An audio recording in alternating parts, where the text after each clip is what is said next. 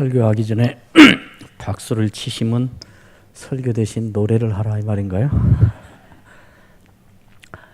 교회를 이렇게 6개월 동안 리모델링을 하고 이런 교회 소식을 자주 익히 듣고 있었습니다. 처음 와 보니까 너무 예배당이 멋있고 시원하고 좋습니다. 이 공간뿐만 아니라 일부 예배 때부터 이 예배가 너무 감동이 있고 너무 멋있습니다. 너무 소란하고 또 무대의 공연과 같은 예배를 자주 한국은 이렇게 드려야 되고 봐야 되는데 정말 감동이 있고 하나님 앞에 드려지는 것 같은 그런 예배를 드리고 있어서 저는 너무 은혜가 되고 감동이 됩니다. 이런 예배 드리는 모습을 제 아내가 너무 좋아하는데 데리고 올 걸.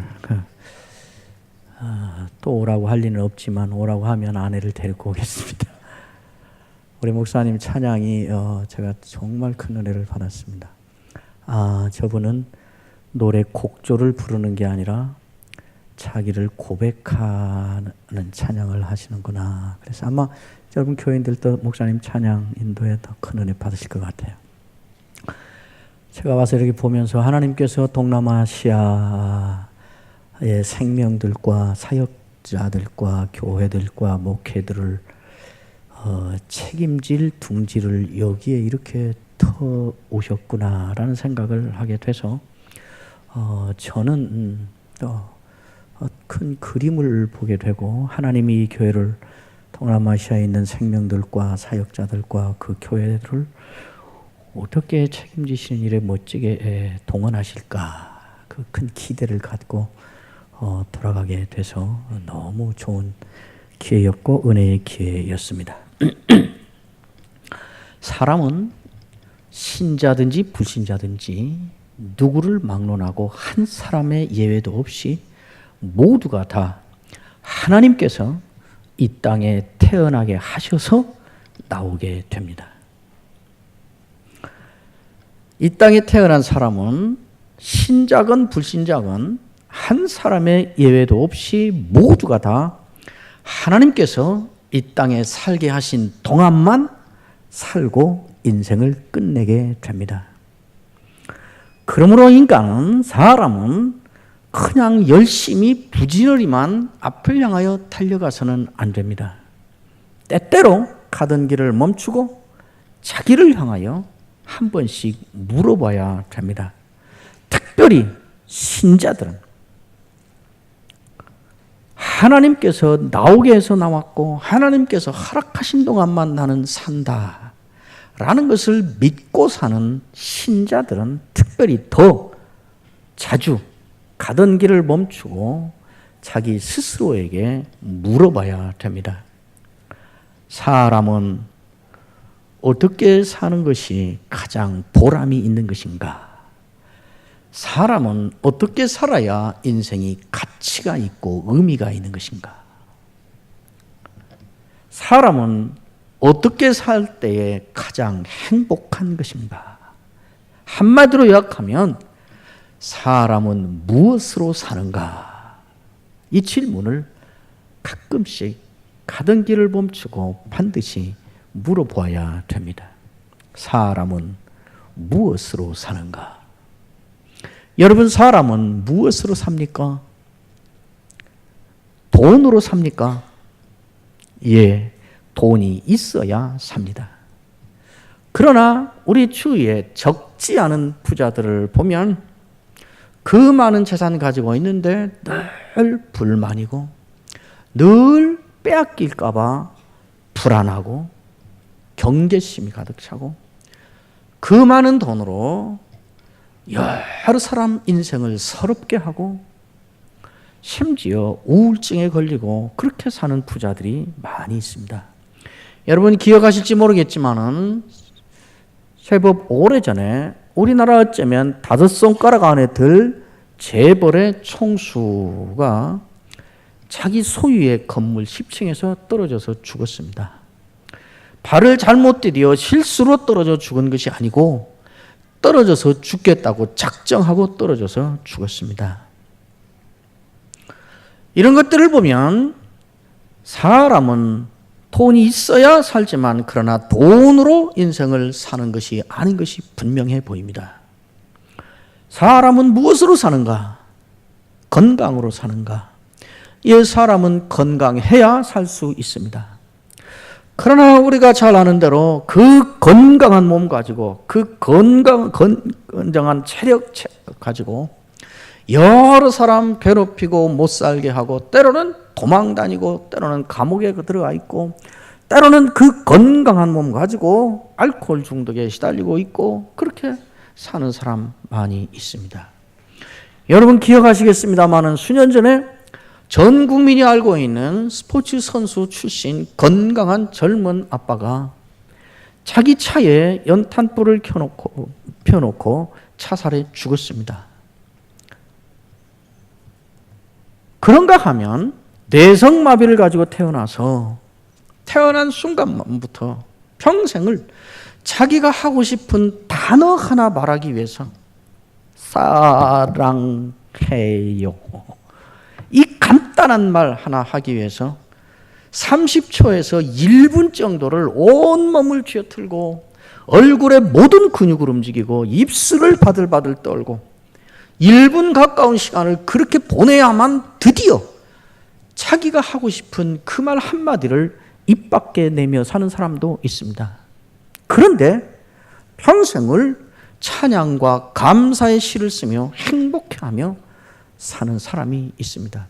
아마 여러분도 오래전에 그 사람이 지은 찬송 여러 곡을 수없이 불렀을 것입니다. 이런 것들을 보면 사람은 건강해야 살 수 있지만 그러나 건강으로 사람은 사는 것도 아닌 것이 분명해 보입니다. 사람은 무엇으로 사는가? 권력으로 사는가?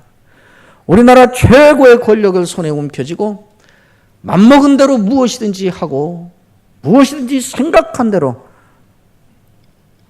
이루며 살았던 권력을 소유했던 몇몇 그룹의 몇몇 사람들이 지난 1년 가까운 세월 동안 온 국민이 보는 앞에서 전 세계인이 보는 앞에서 어떻게 비참하고 처참하게 지금 하루하루를 살고 있는가를 우리가 매일 보고 있습니다. 사람은 권력으로 살지 않습니다. 사람은 무엇으로 사는가? 사람은 명예로 사는가? 사람은 명예로 살지 않습니다. 사람은 무엇으로 사는가? 사람은 하나님의 은혜로 삽니다. 온 천하를 한 손에 움켜잡았어도 한 가지, 하나님의 은혜 한 가지 없으면 그건 몇 날 못 가서 흙먼지 될 수 있습니다. 그것 때문에 평생을 불안해하고 정신병원을 드나들면서 그렇게 살 수 있습니다.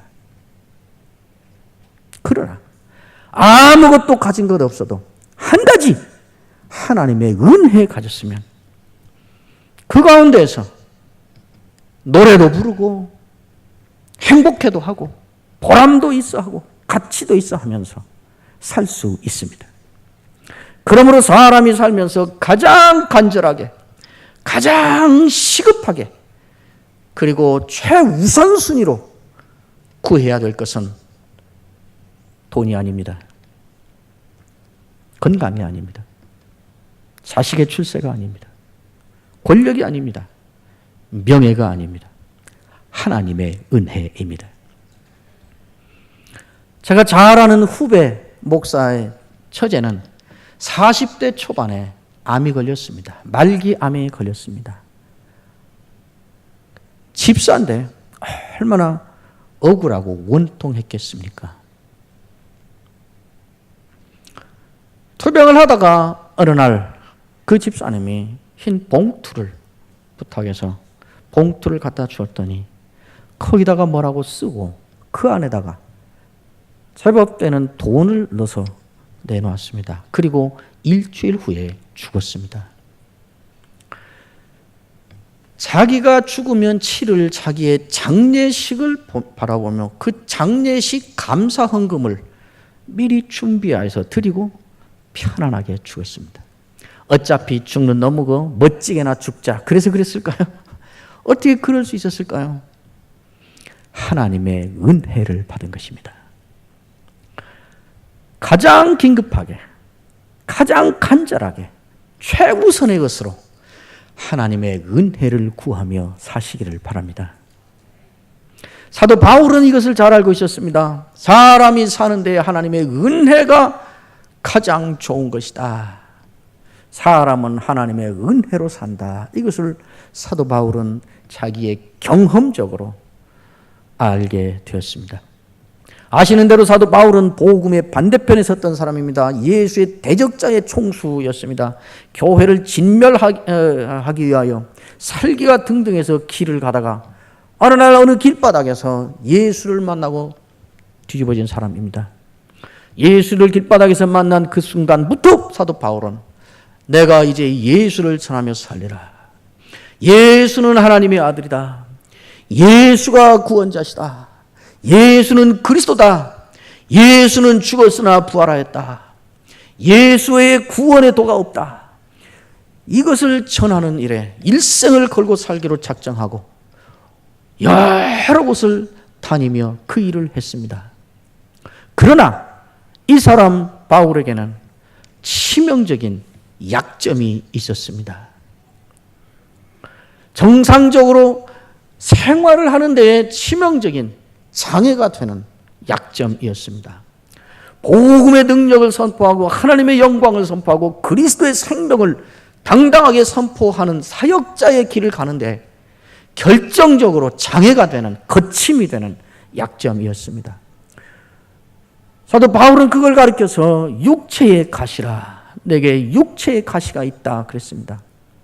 늘 육신을 찔러대는 가시였다 그 말입니다. 가시는 한 번만, 장미 가시가 한 번만 찔러도 화끈거리고 견디기 힘든다는 거 아시죠?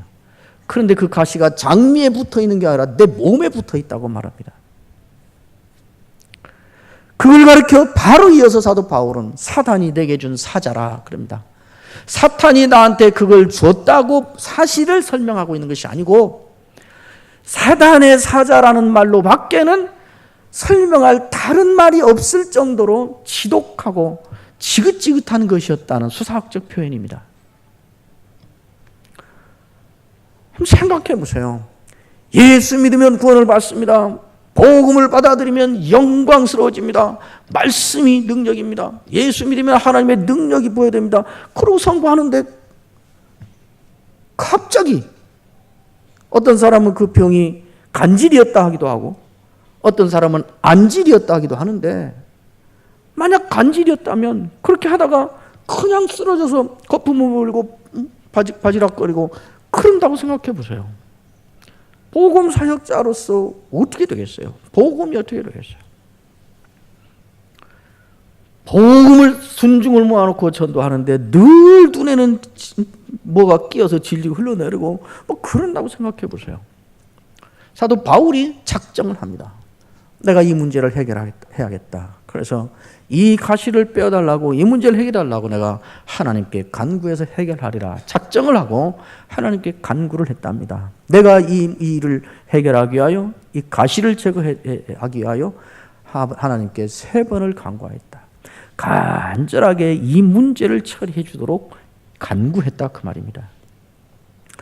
얼마가 지났는지 모르지만은 어느 날 하나님께로부터 응답이 왔습니다. 제가 지금 고린도후서 12장 얘기를 하고 있습니다.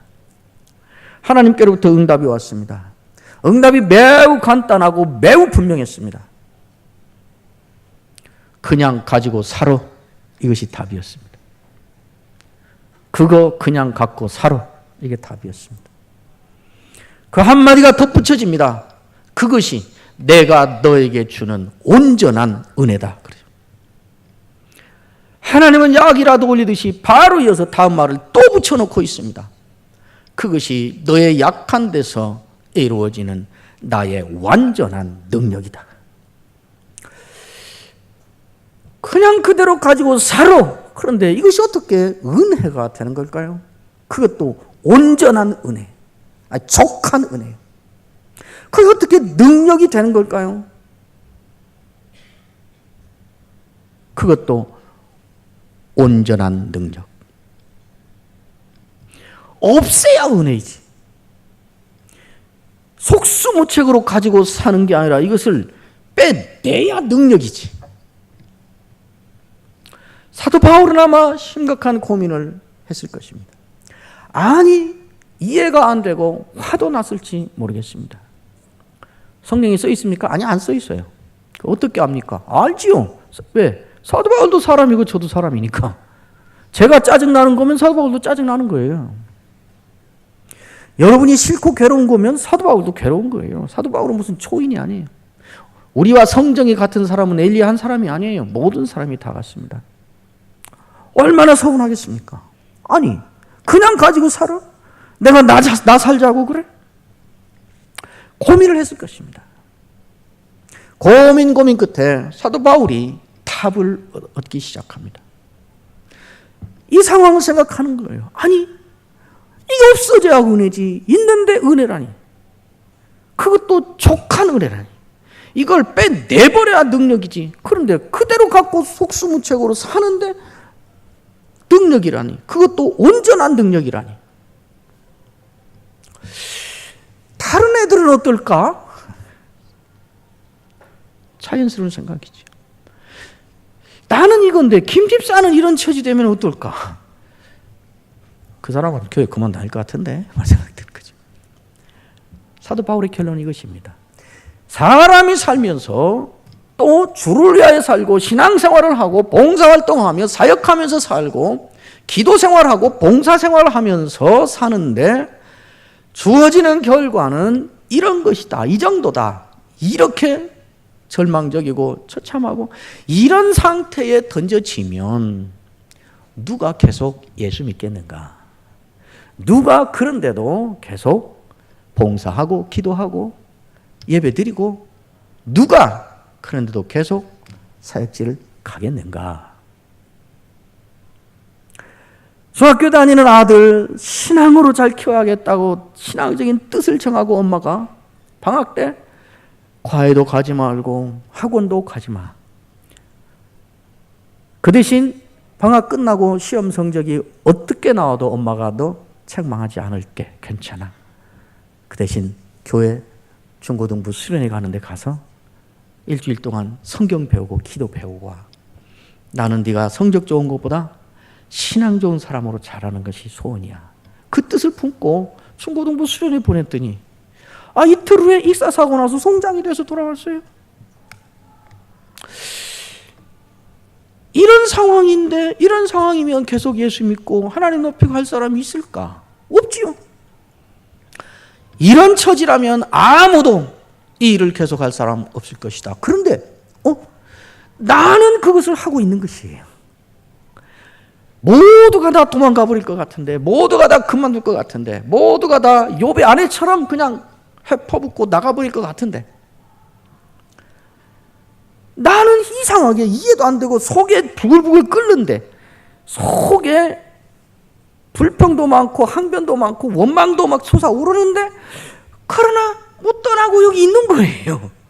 그러나 이 사역을 집어내던지지 않고 그래도 해야 되는 줄 알고 창피당해도 소롱당해도 해야 된다 가고 있는 거예요. 이 대목에서 사도 바울이 드디어 깨달음을 얻습니다. 아하, 어떻게 이 일이 가능한 것일까? 이런 처지가 됐는데도 여전히 사역자로서의 나의 길을 가고 이런 상황이 닥쳐왔는데도 여전히 교회 가서 예배 드려야 되는 줄 알고 교회 오고 이런 일이 내가 인격이 고매해서 내가 마음이 너그러워서 내 믿음의 수준이 다른 사람보다 높아서 된 일이 아니구나.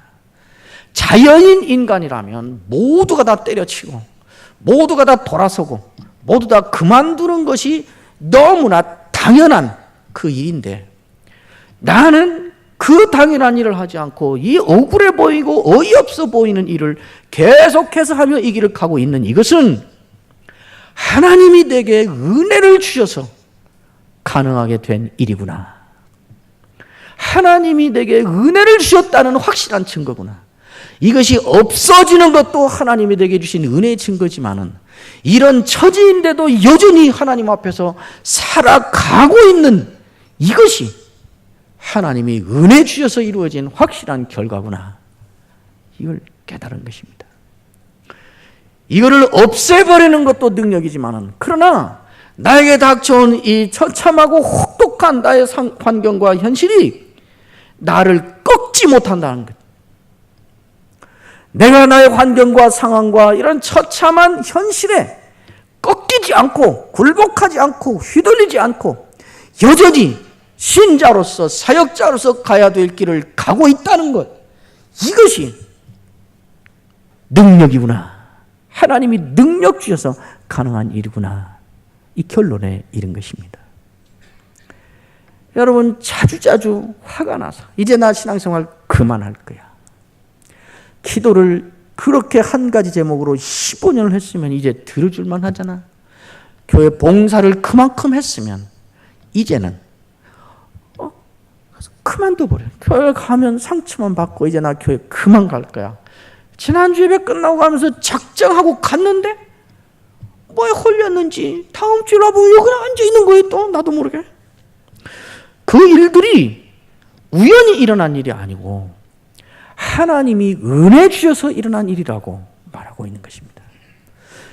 여러분이 때로는 은혜도 안 되고 때로는 마음이 부글거리고 그러는데도 주일 되면 교회 가야 되는 것으로, 교회 가서 그래도 앉아 있다 와야 마음이 편하고 그래야 되는 것으로 알아서 억지로라도 와서 앉아 있는 이 자체가 하나님이 지금 여러분에게 은혜를 주시고 있는 확실한 증거라는 것을 아세요? 돈을 줍니까 오면? 사도 바울이 이 사실을 깨닫고는 바로 말을 바꿔서 하기 시작합니다. 자, 한번 읽어드릴게요. 한번 보실래요? 고린도후서 12장입니다. 이것이 내게서 떠나가게 하기 위하여 내가 3번 주께 간구하였더니 나에게 이르시기를 내 은혜가 네게 족하도다. 이는 내 능력이 약한 데서 온전하여짐이라 하신지라. 상당한 고민의 기간이 있고 답이 나옵니다. 그러므로 도리어 크게 기뻐함으로 나의 여러 약한 것들에 대하여 자랑하리니 이는 그리스도의 능력이 내게 머물게 하려 함이라. 그러므로 내가 그리스도를 위하여 약한 것들과 능력과 궁핍과 박해와 곤고를 기뻐하노니 이는 내가 약한 그때의 강함이니라.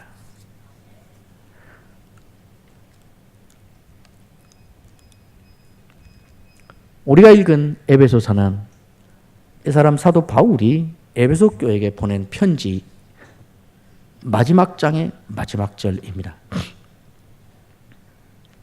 에베소 교회는 사도 바울에게는 평생 잊을 수 없는 애틋한 정으로 가슴에 새겨진 그런 사람들이었습니다.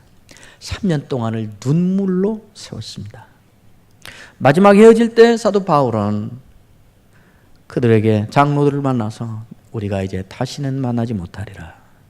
내가 떠나가면, 내가 지금 로마로 가기 위해서 급히 가는데 내가 떠나가면 이리들이 나타나서 교회를 막 해롭게 할 것이고 거짓 선생들이 나타나서 교회를 어지럽게 할 것이다. 그러나 내가 어떻게 눈물로 교회를 세우고 돌보았는지 당신들이 다 보았지 않느냐. 이제 내가 없으면 당신들이 교회를 책임져다오. 이제 우리가 다시는 얼굴을 보지 못하리라. 이렇게 말을 해요. 그러니까 에베소 교회 장로들이 무릎을 꿇고 목을 끌어안고 통곡하며 울고 기도하고 헤어졌습니다. 그렇게 헤어졌어요. 그렇게 헤어지고 세월이 흘러 여러 해가 지난 다음에 사도 바울은 로마의 감옥에 죄수로 갇혀 있습니다. 로마의 감옥에 갇혀 있으면서 거기서 에베소 교회 교인들을 생각하며 써보낸 편지가 바로 에베소서입니다. 그 편지에 여러 말을 하고 마지막 말이 우리가 읽은 말씀입니다. 사실은 에베소서 6장은 23절 우리가 읽은 앞절에서 끝난 것입니다. 아버지 하나님과 주 예수 그리스도께로부터 평안과 믿음을 겸한 사랑이 형제들에게 있을지어다. 그러면 어떻게 해요? 아멘 하겠죠. 그럼 끝난 거죠. 23절 자체가 이미 종은 끝나는 오투라 그 말이죠. 아멘까지 하고 다 끝났는데 24절이 느닷없이 같이 또 붙어왔어요. 사도 바울이 일부러 한 것이라고 저는 확신합니다. 에베소 교회는 사도 바울에게는 세상에 좋은 것이 있다면 그 중에 가장 좋은 것을 주고 싶은 사람들입니다. 에베소 교회에게 인사까지 하고 축복까지 하고 다 끝났는데 사도 바울은 에베소 교회가 아직도 그냥 뭔가 더 아쉬운 거예요. 뭔가 주고 싶은 거예요. 줄 수 있는 것만 있다면 그 중에 세상에서 가장 좋은 걸 주고 싶은 거예요. 그래서 그 심정으로 느닷없이 더 붙여놓은 게 24절입니다. 우리 주 예수 그리스도를 변함없이 사랑하는 모든 자에게 은혜가 있을지어다. 이 긴 말을 줄여서 술부만 딱 뽑아서 해놓으면 너희 모두에게 은혜가 있으라 이 말입니다. 그 앞에 은혜 앞에 가로 속에 들어가 있는 말을 끄집어내서 여기다 살려서 다시 말하면 이 말이에요. 너희 모두에게 하나님의 은혜가 있으라 이 말입니다. 사도 바울은 에베소 교회에게 가장 좋은 것을 주고자 할 때 그것이 무엇인가? 하나님의 은혜를 주는 것이다. 하나님의 은혜가 있으면 이립대가 나타나서 교회를 협박해도 살 수 있고 거짓 선생들이 나와서 교회를 소란케 해도 살 수 있다. 너희 모두에게 하나님의 은혜가 있으라. 그리고 하나님의 은혜를 주고 있는 것입니다. 사람은 무엇으로 사는가? 하나님의 은혜로 삽니다. 그러므로 가장 간절하게, 가장 시급하게, 최우선으로 언제나 구해야 될 것은 그것이 개인이 됐건 가정이 됐건 교회가 됐건 하나님의 은혜입니다. 철학 기도를 하는데 나는 그렇게 오래 기도를 못해요. 새벽 기도를 30분 이상씩 하려고 작정했는데 나는 1분만 하면 시간이 끝나서 기도를 30분 동안 채울 수가 없어서 기도를 못해요. 걱정하실 거 없어요. 그냥 30분 버티고 앉아서 하나님 은혜 주세요. 하나님 은혜 주세요. 하나님 은혜 없으면 못 살아요. 하나님 은혜 주셔야 살겠어요. 하나님 은혜 주세요. 이 말만 30분 해도 돼요. 가장 중요한 거니까.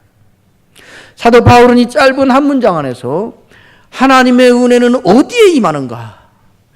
하나님은 누구에게 이 은혜를 주시는가를 밝히고 있습니다. 세 가지입니다. 첫째는 우리 주 예수 그랬습니다.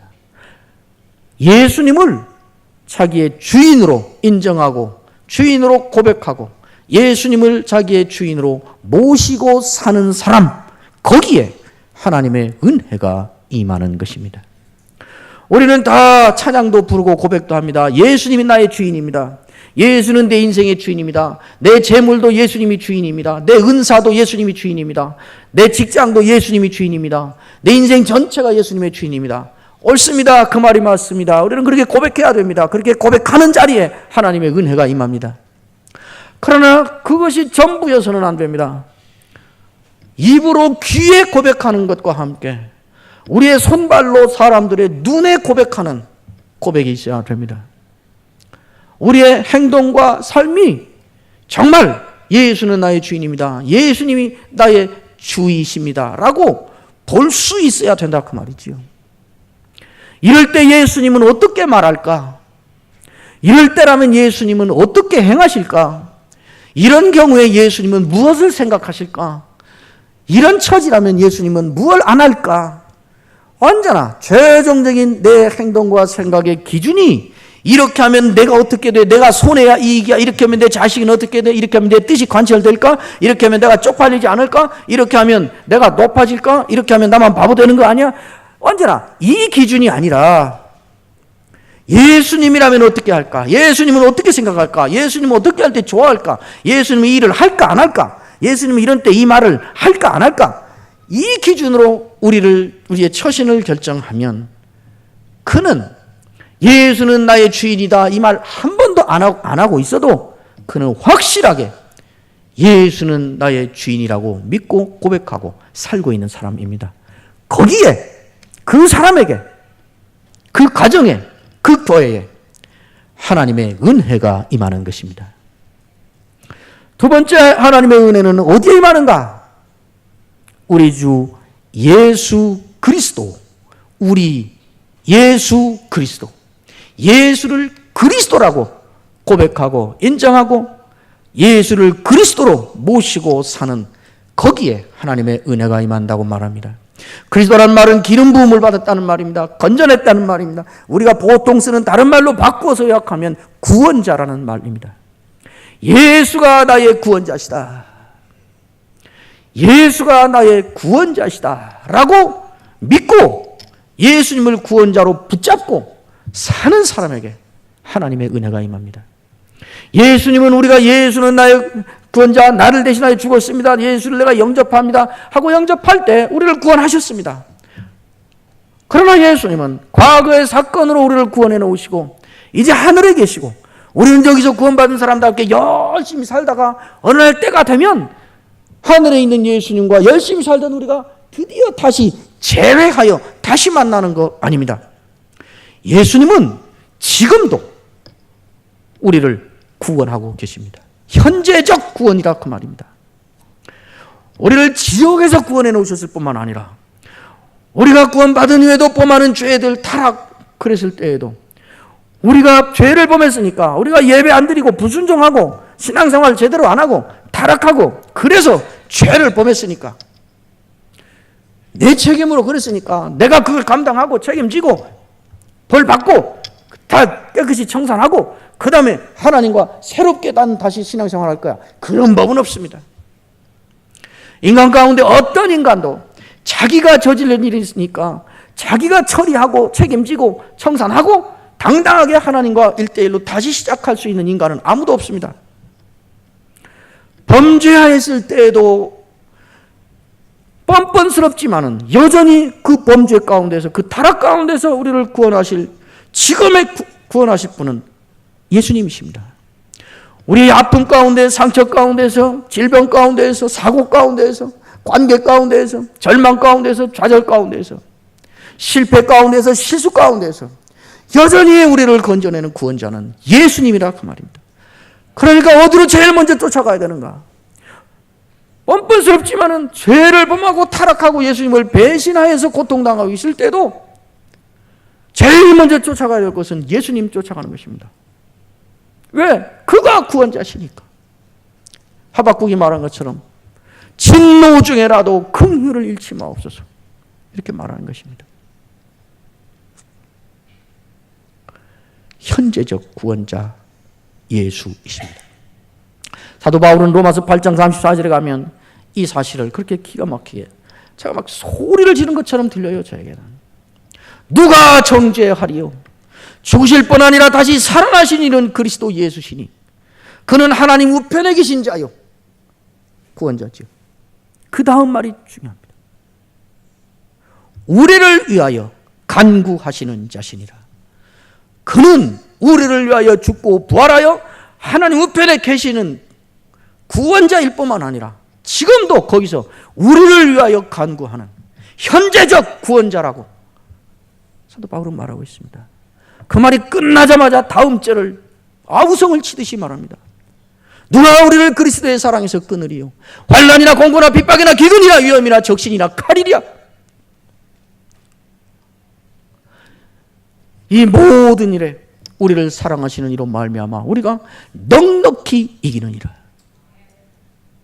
과거에 범한 무슨 원죄로만이 아니라 환난이나 공고나 핍박이나 기근이나 적신이나 위험이나 칼, 도살당할 양처럼 매일 끌려가는 죽음이 어린거리는 현실, 장례일이나 천사일이나 높음이나 기쁨이나 어떤 피조물이라도 우리를 그리스도 예수 안에 있는 하나님의 사랑에서 끊을 수 없으리라. 현재적 구원자라고 선언하고 있는 것입니다.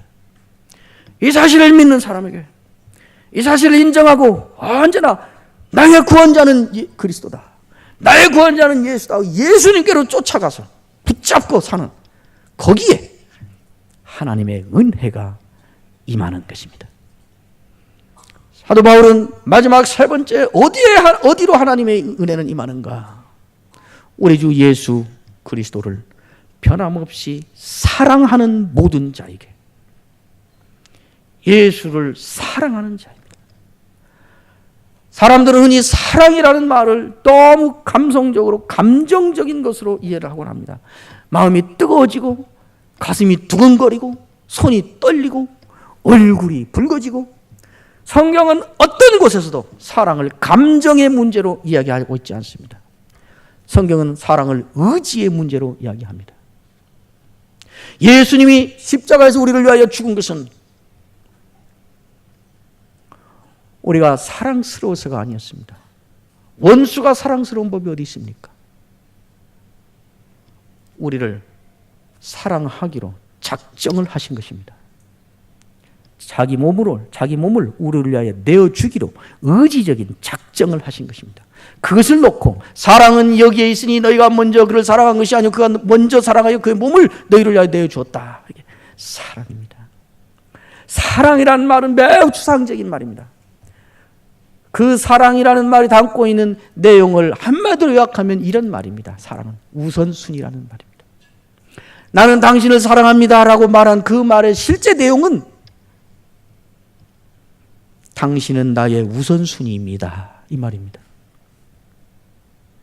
당신은 나의 우선순위입니다. 목사님이 오늘 조금 더 아침에 일부에 제가 길게 한 것 같아서 사과를 했더니 괜찮다고 그렇게 하라 그랬어요. 그래서 제가 그리고 또 뭐 언제 뭐라고 할지 안 할지도 모르는데 그래서 제가 좀 더 해도 되죠? 5분만. 사랑은 우선순위입니다. 저는 6년 동안 연애를 했습니다. 그것도 열심히 뜨겁게 했습니다. 그때 연애한 그 여자와 지금 37년째 살고 있습니다. 그때 연애했던 제 아내, 지금 아내인 제 여친은 사람이 너무 착해했어요. 너무 착해요. 이게 돈이 생기거나 자기가 피아노 레슨을 해서 돈이 생기거나 또 돈을 벌면 절대 쓰지 않고 놓아요. 놓았다가 자기 아버지 간식 사드리고 12월 31일이 자기 부모님 결혼기념일인데 그때 꼭 선물 사서 드리고 그래요. 그 대학교 1학년 가을에 저를 만났어요. 하고 저하고 친해져서 이제 저를 사랑하기로 했죠. 그 한 1년여간 지나니까 이 여자 그 돈주머니에서 돈이 슬슬 다른 데로 새기 시작하는 거예요. 부모가 볼 때는 이게 변절했고 뭐 남자 생기더니 이게 이제 바뀌었고 이게 뭐 서운했겠죠. 근데 돈이 슬슬 새서 그 돈이 나한테 오는 거예요. 내 선물을 사주고 가난한 대학생이니까 용돈도 그렇게 주고 그러니까 부모 편에서 보면 돈이 슬슬 새 나가는 거죠. 부모 편에서 보면은 서운하겠죠. 그런데 그 서운할 일도 아니고 이상한 일도 아니고 당연한 것이 나를 사랑하니까. 사랑한다는 말은 우선순위니까 이제는 아버지가 우선순위에서 내가 우선순위로 바뀌었지요. 잘한 짓이지요. 그 저한테 왔어요. 내가 당신을 사랑합니다 하는 말은 뭐라고요? 당신은 나의 우선순위입니다 이 말이에요. 그러니까 사랑에는 반드시 자기 희생적 헌신이 필수적으로 따라오게 되는 것입니다. 사랑한다고 하면서 한 번도 손해 안 보고 사랑한다고 하면서 한 번도 헌신적이지 않은 그것은 구라입니다. 100% 구라입니다. 우선순위예요. 예수를 사랑하는 것, 예수가 우선순위인 것, 거기에 하나님의 은혜가 임한다고 말합니다. 그런데 한마디가 덧붙여 있습니다. 변함없이 사랑하는 것. 어느 때나 우선순위라는 것이죠. 어느 때나 사랑하는 것이죠. 이것은 가능하지 않습니다. 아무리 신앙이 좋아도 자동으로 로봇처럼 기계처럼 언제나 예수님이 사랑스러워진다는 것은 그건 200% 구라입니다. 여러분 신앙생활 하다 보면 하나님이 서운할 때가 있습니다. 여러분 어떠신지 모르지만 저는 담임 목회도 11년 했고 교수를 지금 20년 하는데 담임 목회할 때는 진짜 서운한 때가 많았고 하나님이 서운해요. 어느 때는 하나님이 세상 물정을 나만큼도 모르는 것 같아요. 답답해요. 나 같은 사람 얼마나 착해요. 얼마나 중심이 바라요. 믿거나 말거나 어쨌든 나 같은 사람 목회를 조금만 도와주시면 그냥 많이도 말고 그냥 한 발짝만 등을 밀어주시면 하나님의 영광도 크게 드러나고 교인들도 은혜 받아서 좋아하고 교회도 부흥되고 다들 좋아할 것이 분명한데 아니야, 하나님이 말씀 한마디로 세상을 만든 분이 나 같은 놈 등 한 번 밀어주는 게 뭐가 그렇게 어려워요? 근데 그 짓을 안 하세요, 하나님이. 그러니까 답답해요. 세상 물정을 나만큼도 모르시는 것 같아요. 머리가 나만큼도 안 돌아가요, 하나님이. 서운해요. 서운함이 사무치면 상처가 돼요. 상처가 길어지고 사무치면 분노가 돼요. 하나님이 소망의 대상이 아니라 분노의 대상이 된다고요. 뭐 목사라면서 신학교 총장이라면서 저런 사람 맞아? 하시는 눈총인데요. 살아보세요. 목회할 때요, 담임 목회할 때 제가 새벽마다 한 2달 가까이를 새벽마다 기도한 기도 제목이 있어요. 하나님, 제가 하나님이었으면 좋겠습니다. 제가 무슨 에덴의 유혹을 갑자기 받아서가 아니고요. 죽겠어요. 우리 교회 장로 한 분, 안수 집사 한 분인데 너무 착해요. 정말 기도합시다 하면 그냥 와서 기도하고, 교회 일해야 되는데 아마 몸으로 다 때우고, 전도하고, 뭐 제가 말만 하면 맞지요, 그래야죠. 나 앞장서고. 정말 좋은데 한 가지가 없어요. 돈이 없어요. 돈이 없어요.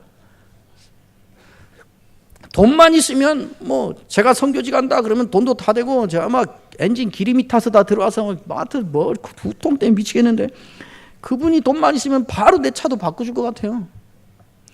돈을 좀 주시라고, 저 사업이 잘 되게 좀 해주시라고 기도하는데 들은 채도 안 하세요. 하나님이 돈만 안 주세요. 다. 기마무아무게 자매가 있었어요. 5년 동안 사법고시를 준비하는 그 법대생하고 5년간 그 연애를 해요. 너무 좋아요. 근데 이 자매가 이 남자친구를 전도해서 예수 믿게 하고 싶은 소원이 간절해요. 계속 전하는데, 제가 목회할 때 우리 교회도 몇 번을 왔는데, 그 후에 이 남자친구가 최종 결론을 내렸어요. 나는 예수는 아닌 거다. 난 예수과는 아니다. 이렇게 하고, 도저히 나는 예수는 못 믿겠다. 난 예수 안 믿는다. 이렇게 결론을 내려버렸어요.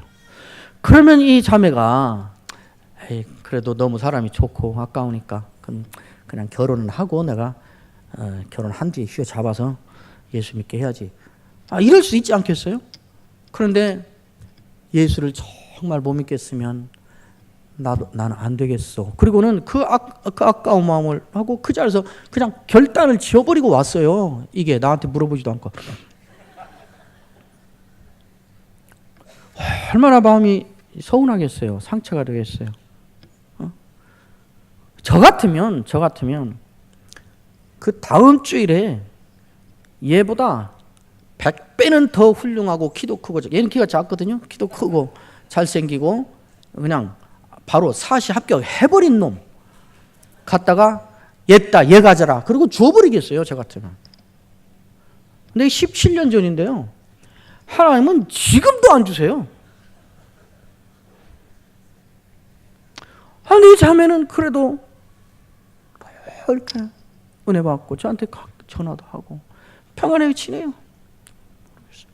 하나님이 서운해요. 이런 상황이 되면 내 속에 다른 데가 일어나요. 여러분 그런 경험 있으시잖아요. 나도 이제 하나님 잘 섬겨봤다 열심히 교회 봉사했더니, 봉사하고 나면 들리는 소리는 저 집사 권사하려는가 봐. 저 집사 장로 하려는가 보지? 저렇게 열심히 낸 것 보니까. 이딴 소리나 들리고. 15년을 자식을 위해서 새벽마다 기도했는데 자식 대학도 못 들어가고, 사업을 일으켜 주시면 정말 선교를 위해서 내가 다 바치고 선교사를 내가 다 책임지고 보내겠습니다 하고 기도했는데, 이제는 부도도 모자라서 이제 파산 신고해야 될 상황이 돼버리고, 어떻게 했어요?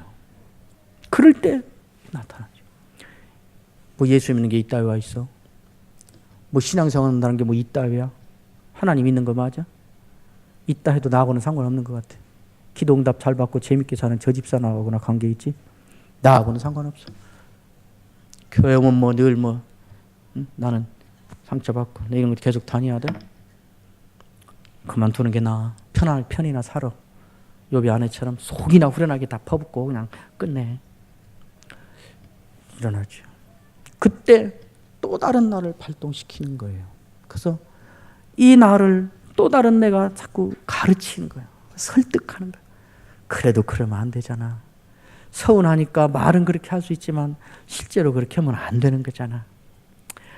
아무리 마음이 답답하고 서운하고 그래도 하나님을 버리면 안 되잖아. 하나님은 무슨 뜻이 있을 거잖아. 하나님은 결국 잘 되게 해주실 거잖아. 예수님이 다 보고 듣고 아신대잖아. 좀 더 기다려야 되는 거잖아 하고 내가 나를 자꾸 가르치고 설득하는 것이에요. 이거를 가르쳐서 변함없이 사랑한다고 하는 것이에요. 무슨 일이 생기건 제깍 아무 일 없이 그냥 사랑. 이건 그런 걸 변함없이 사랑한다고 하잖아요. 그런 사랑은 존재하잖아요. 내가 나를 가르쳐가면서 이해가 안 돼서 새벽에 나와 통곡해가면서 어느 때는 홧김에 그냥 확 주저앉았다가 다음 날 그래도 아니잖아 달래면서 또 일으켜서 자기가 자기를 끌고 가고 이런 것을 가르쳐서 예수를 변함없이 사랑한다고 말하는 것입니다. 예수를 주인이라고, 예수를 구원자라고, 예수가 나의 우선순위라고 믿고 붙잡고 그렇게 사는 거기에 하나님의 은혜가 임한답니다. 사람은 무엇으로 사는가? 제가 40분 가까이 한 가지 주제로 한 가지만 말했습니다. 마지막 질문에는 여러분이 답을 해줄 수 있잖아요. 그죠? 사람은 무엇으로 사는가? 사람은 무엇으로 사는가? 하나님의 은혜로 삽니다. 하나님의 은혜를 가장 간절하게, 가장 긴급하게, 최우선의 것으로 늘 구하며 사시기를 바랍니다. 자녀들을 위해서도 하나님의 은혜 있는 사람으로 살게 해주십시오가 첫 번째 기도가 되어야 됩니다. 교회를 위해서도 하나님, 우리 교회는 하나님의 은혜가 있는 교회가 되게 해주십시오. 첫 번째 제목으로 기도해야 됩니다. 자기 자신을 위해서도 하나님, 나는 하나님의 은혜가 있는 집사고 장로고 목사고 교사고 성가대원이고 하나님의 은혜가 있는 신자로 살게 해주십시오.